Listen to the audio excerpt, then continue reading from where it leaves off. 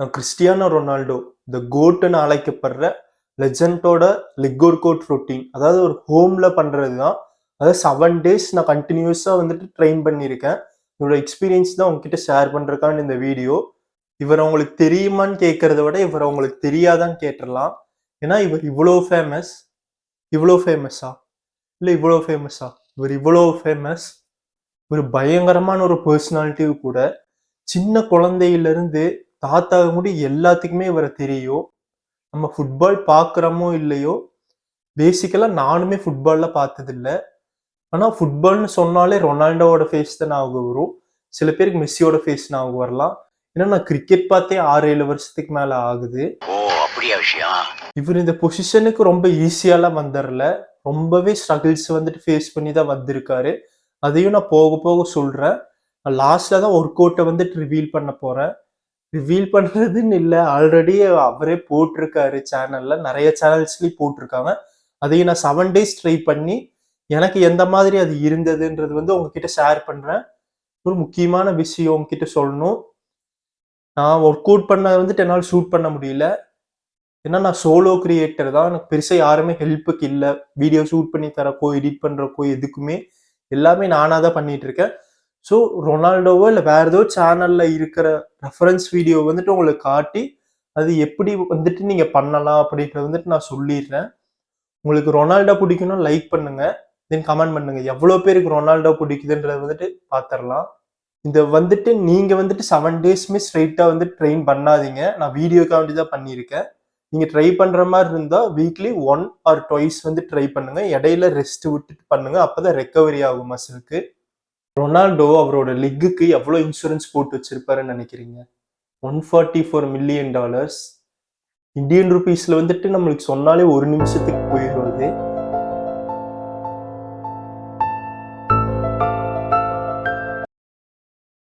இவ்வளோ இம்பார்ட்டன்ஸ் இருக்கு ஒரு ஃபுட்பால் பிளேயருக்கு வந்துட்டு அவரோட லெக்கு.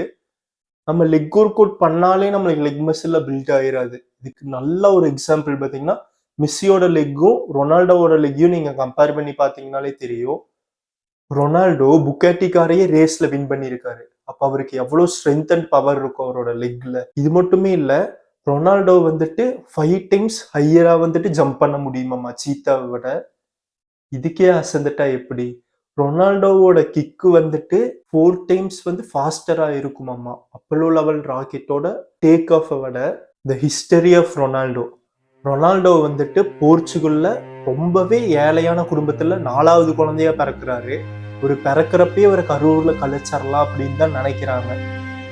ஏன்னா ரொம்பவே ஏழ்மையான ஃபேமிலி தானே, அவங்களால வளர்த்த முடியாதுன்ற ரீசன்னால அதிர்ஷ்டவசமா பிறந்துட்டாரு. அப்ப தெரியாத அவங்க ஃபேமிலிக்கு அவர் பெரிய சாதனையை வந்துட்டு பண்ண போறாருன்றது. இவங்க அப்பா ரொம்பவே ஏழ்மை அப்படின்றதுனால ரொம்பவே குடும்பத்தை நடத்துறதுக்கே ரொம்ப கஷ்டப்படணும். அதனால அந்த ரீசன்னால ரொம்பவே டிப்ரெஷன் ஆகி குடிக்கிறதுக்கு வந்துட்டு அடிக்ட் ஆயிட்டாரு. இந்த ரீசனை வந்துட்டு ரொம்பவே பெருசா சாதிச்சவங்களோட வாழ்க்கையில வந்துட்டு என்னால பார்க்க முடியுது. எல்லாருமே இதை ஃபேஸ் பண்ணி தான் வந்திருக்காங்க. ரொனால்டோ ஸ்கூலுக்கு போறாரு. இவரால் ஸ்டடீஸ்ல கான்சென்ட்ரேட்டே பண்ண முடியல. 2 ரீசன்னால. ஒன்று வந்துட்டு இவரோட ஃபேமிலி சிச்சுவேஷன்னால, செகண்ட் வந்து ஃபுட்பால். ரொனால்டோவுக்கு வந்துட்டு ஃபுட்பால் எப்படி இன்ட்ரடியூஸ் ஆச்சு தெரியுமா? ரொனால்டோவோட அப்பா வந்துட்டு ஃபுட்பால் கிரவுண்ட்ல வந்துட்டு வேலை செய்வாரு. அதாவது எப்படின்னா கிளீனிங், ஹெல்பிங், இந்த கோச்சிங்க்கு வர பசங்களுக்குலாம் வாட்டர் பாட்டில் எடுத்துறது அந்த மாதிரி வேலை தான் பார்த்துட்டு இருக்காரு. ரொனால்டோ வந்துட்டு லீவ் டயத்துல வந்துட்டு இந்த கிரவுண்டுக்கு போய் பார்க்குறாரு. அப்போதான் ஃபர்ஸ்ட் டைம் அவருக்கு தெரியுது ஃபுட்பால்னா என்னன்றது. இவர் அங்கே ஓரமா நின்று கவனிப்பாரு. ஃபுட்பால்ல இப்படி விளையாடுறாங்க. அப்புறம் கொஞ்சம் கொஞ்சமா அவருக்கே தோணுது இந்த மாதிரி விளையாண்டா இன்னும் நல்லா இருக்கும், ஏன் இவங்க இப்படி விளையாடுறாங்கன்ற மாதிரிலாம்.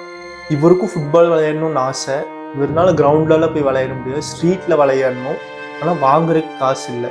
இவர் என்ன பண்றாரு அப்படின்னா, பிளாஸ்டிக் பாட்டில்ஸ் எல்லாத்தையுமே கலெக்ட் பண்ணி ஃபுட்பாலை உருவாக்கி அதை வச்சு ப்ராக்டிஸ் பண்றாரு. இது பண்ணிட்டு இருக்கிறப்ப அவங்க அப்பா வந்துட்டு பாக்குறாரு ஓரமா இருந்து. பார்த்து ரொம்பவே சந்தோஷப்படுறாரு. நம்ம பையன் ரொம்ப நல்லா விளையாடுறான், அவங்க கிரவுண்ட்ல விளையாடுற பசங்களை விட நம்ம பையனுக்கு ரொம்பவே டேலண்ட் இருக்கு அப்படின்ட்டு ரொம்ப சந்தோஷப்படுறாரு. ஒரு ஃபுட்பால் வாங்கி தரணும்னு நினைக்கிறாரு. ஆனா அவருக்கு வாங்கி தர காசு இல்லை. ஸோ என்ன பண்றாருன்னா, பழைய துணியை எல்லாத்தையுமே கலெக்ட் பண்ணி ஒரு ஃபுட்பால் மாதிரி உருவாக்கி ரொனால்டோ கிட்ட தராரு. ரொனால்டோவுக்கு செம்ம ஹாப்பி. ஏன்னா அவரோட அப்பாவுக்கு வந்துட்டு அவரோட பேஷன் புரிஞ்சிருச்சுன்ற ரீசன்னால. திடீர்னு ரொனால்டோக்கு ஒரு ஸ்பார்க் வருது.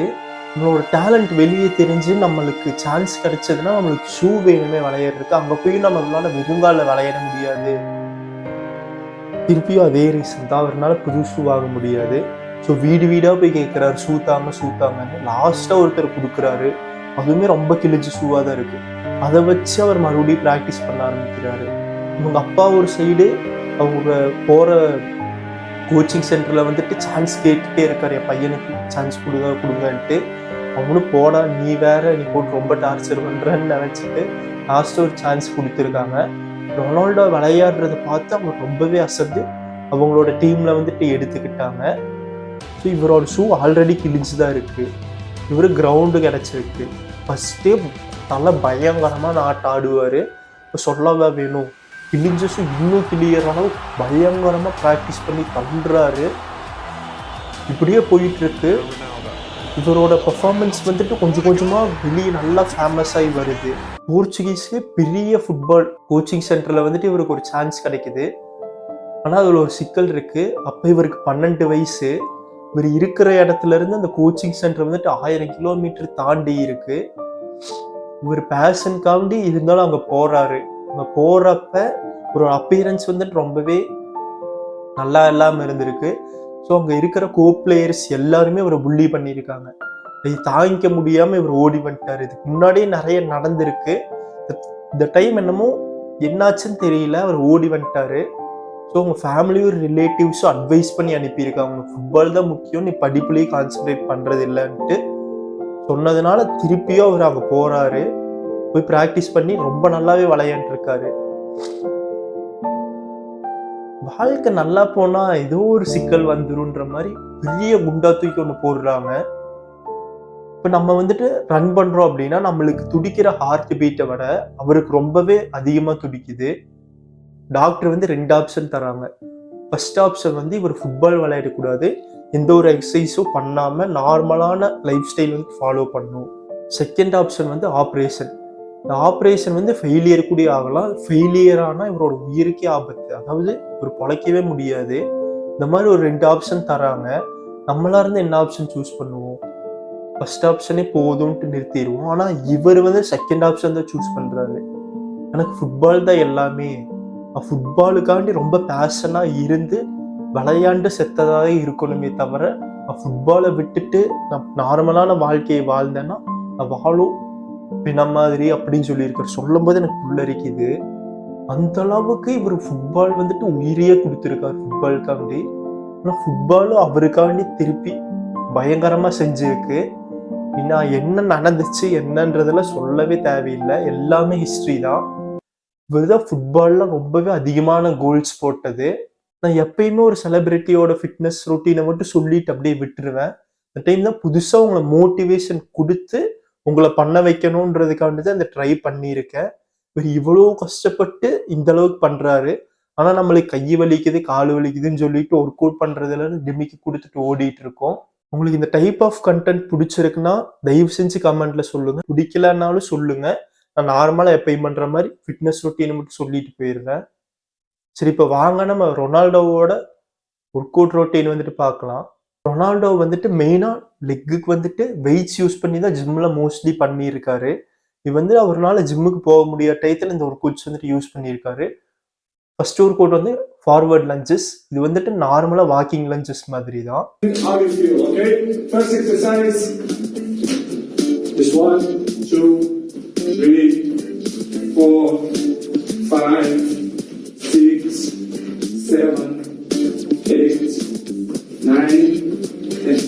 My advice to do it 20. As to you, I do it 5 laps, but I recommend for you to start to do it 3 laps.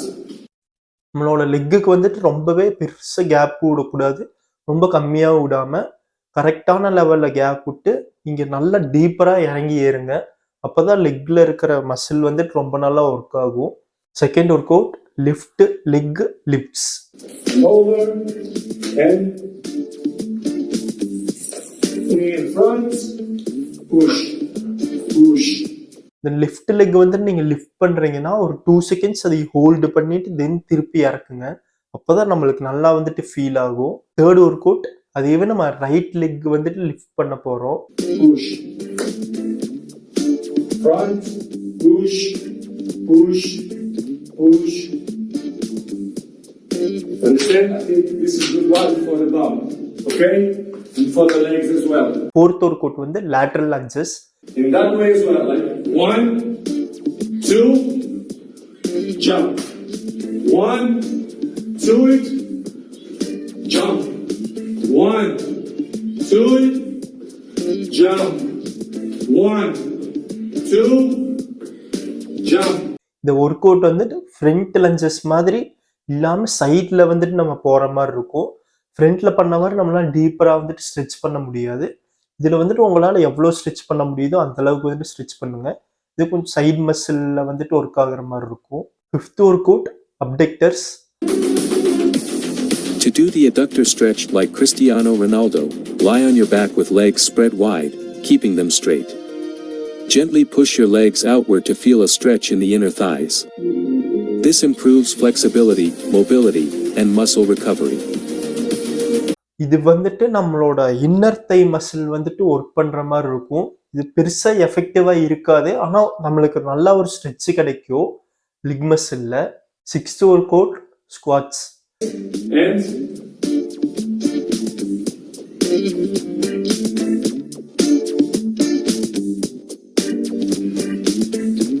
do it like that 10 times or 20. I'm going to repeat it all the time. Squads வந்துட்டு எல்லாத்துக்குமே தெரியும்.